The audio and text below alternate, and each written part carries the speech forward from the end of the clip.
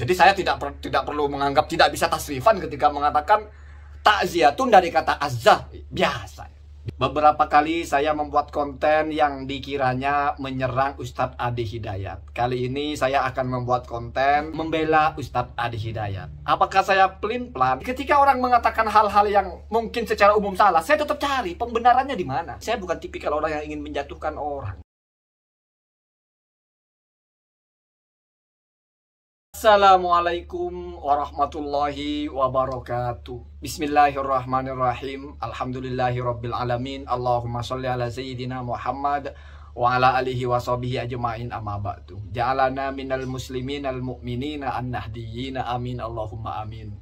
Beberapa kali saya membuat konten yang dikiranya menyerang Ustadz Adi Hidayat. Kali ini saya akan membuat konten yang membela Ustadz Adi Hidayat. Apakah saya pelin-pelan? Itu urusan Anda menilai itu. Karena penilaian Anda tidak akan merubah apapun. Dulu sempat viral bagaimana Ustadz Adi Hidayat ditertawakan, dianggap tidak bisa tasrifan ketika mengatakan takziah berasal dari kata azza ya izzu izzatan takziatan. Kalau bacaan kita fikih masih yang umum-umum saja, mungkin tidak akan pernah menemukan pembenaran dari apa yang diucapkan oleh Ustadz Adi Hidayat ini. Karena mayoritas ketika ada bahasan tentang takziah, mesti selalu dikatakan berasal dari kata dasar azayah atau azah, ain zayya bina nakis ya'i.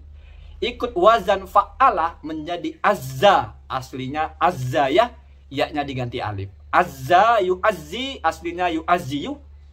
Kemudian takzian takziatan. Seperti itu selalu dibahas dalam kitab-kitab fikih. Tetapi adakah ulama yang mengatakan bahwa takziah dari kata azza untuk meletak sebuah bahasa? Biasanya pendekatan utama itu kamus. Ada kamus populer namanya Lisanul Arab. Ada juga Tajul Arush, kamus-kamus bahasa Arab yang komplit. Di situ waqala ba'duhum anna ta'azzaitu min ta'azzaztu. Nah, perhatikan.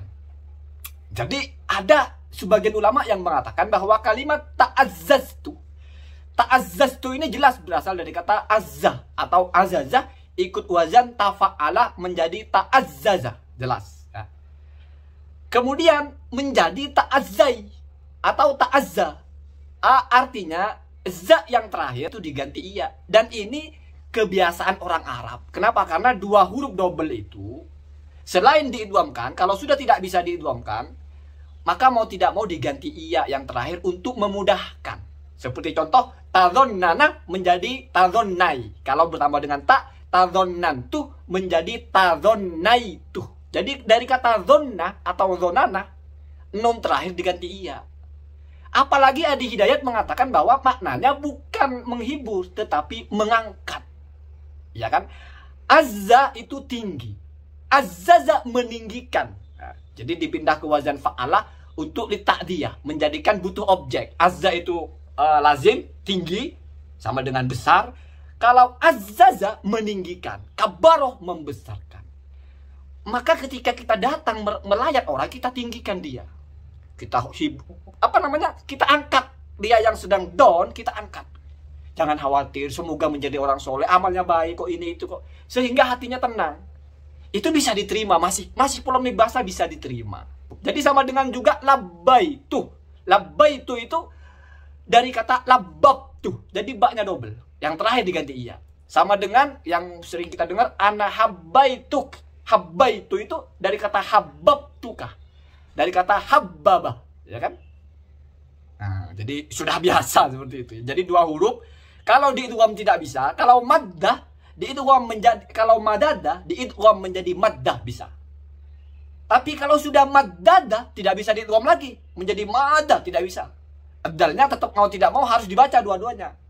Sehingga untuk meringankan yang terakhir diganti iya menjadi madda ya. Kalau ditambah lalu dibuang menjadi madda. Kalau bertemu dengan dhamir rafa mutaharrik, ana anta anti antuma antum dan sebagainya, menjadi mati huruf terakhirnya maddaitu.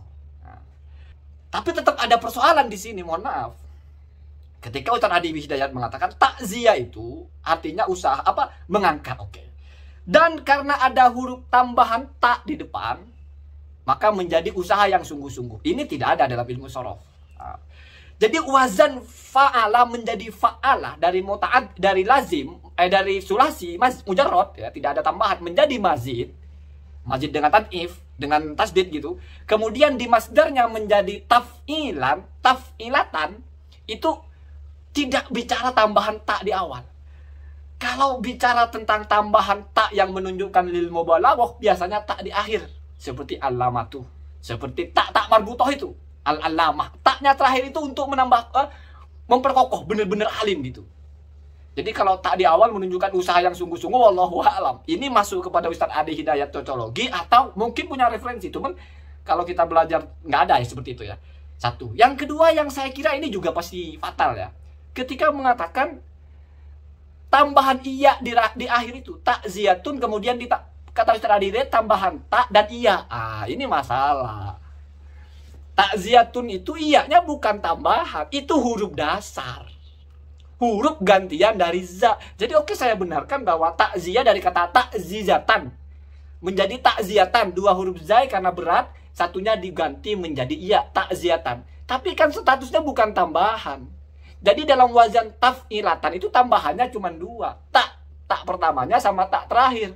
Sementara tiga hurufnya itu huruf dasar semua. Kalau misalnya iya juga tambahan, tak ziyatan, tak pertama tambahan, zia, iya-nya juga tambahan, tak terakhir tambahan, maka tersisa berarti huruf dasarnya cuma aza, ain sama zai. Tidak mungkin ada fi'il huruf dasarnya cuma cuma dua. Kenapa? Karena fi'il paling sedikit itu sulasi, 3 huruf. Tidak ada dalam bahasa Arab itu kata kerja 2 huruf. Kalau nampak 2 huruf, mesti entah tasdid, entah dibuang atau entah diganti. Tetapi tetap itu namanya huruf dasar. Ada sulasi, ada rubai. Fi'il yang huruf dasarnya 3, fi'il yang huruf dasarnya 4. Tidak ada fi'il yang sunai misalnya cuma 2 huruf. Tidak ada ya. Tidak ada. Jadi konsekuensi dari mengatakan takziyatun, tak pertama tambahan dan iya tambahan, berarti dalam takziyatun itu ada 3 huruf tambahan, yaitu tak pertama, iya, dan tak terakhir. Sementara hurufnya takziyatan cuma 5, berarti huruf dasarnya cuma 2. Ini sudah tidak bisa diterima ya, tidak bisa diterima. Apalagi Ustadz Adi Hidayat ini bicara konteksnya dari asal kata, berarti masuknya bab shorof. Bukan kata yang jamid, misalnya tidak ada tasrifnya, memang sudah seperti itu lain ya.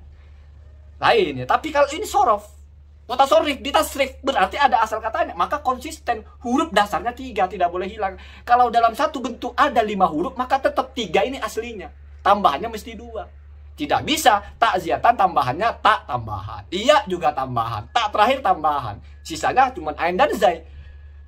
Bagian itu tetap keliru ya, saya berani mengatakan keliru ya.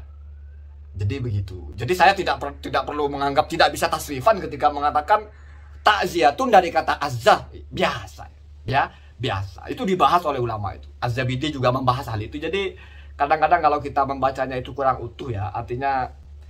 Dan pola saya seperti ini, ketika orang mengatakan hal-hal yang mungkin secara umum salah, saya tetap cari pembenarannya di mana. Itu kan berarti saya bukan tipikal orang yang ingin menjatuhkan orang gitu. Saya mencari bukan di mana salahnya, bukan bagaimana menjatuhkan, tapi apakah ini masih bisa dibenarkan. Dengan pola pikir seperti ini, Anda berpikir saya sering suka menjatuhkan orang, kan aneh gitu. Kecuali kalau bilang tidak ada hadisnya, ternyata ada yang tidak bisa dibela, memang salah gitu. Kecuali kalau misalnya mengkritik sesuatu yang tidak dibicarakan oleh yang dikritik, ya salah, bagaimana lagi gitu. Kalau masih berpolemik dalam soal bahasa, ya masih bisa ya, karena bahasa itu nggak ada ujungnya. Jadi ikhtilaf dalam bahasa ini sangat elastis sekali ya. Agak lucu kalau kita lalu menuduh dia tidak bisa tasrif. Tidak mungkin sekelas Ustadz Adi Hidayat tidak bisa tasrif ya. Beliau mungkin memang menyampaikan pendapat yang memang tidak populer, tetapi menekankan maknanya. Ingin merubah tradisi bagaimana orang melayani itu bukan bersedih-sedih bareng, bukan, tetapi mengangkat, entah mengangkat amalnya, mengangkat cerita-cerita yang baik. Pokoknya biar tidak down gitu. Sehingga diambilnya dari kata azzaza. Ya bisa diterima, harus kita apresiasi. Cuma ya kadang-kadang ya, sudah kita paham bahwa kullun yahtamilu as-shawaba wa ma khalafahu. Sudah biasa itu. Sesuatu itu mesti ada bagian benarnya, ada bagian salahnya. Begitu ya. Semoga ada manfaatnya. Assalamualaikum warahmatullahi wabarakatuh.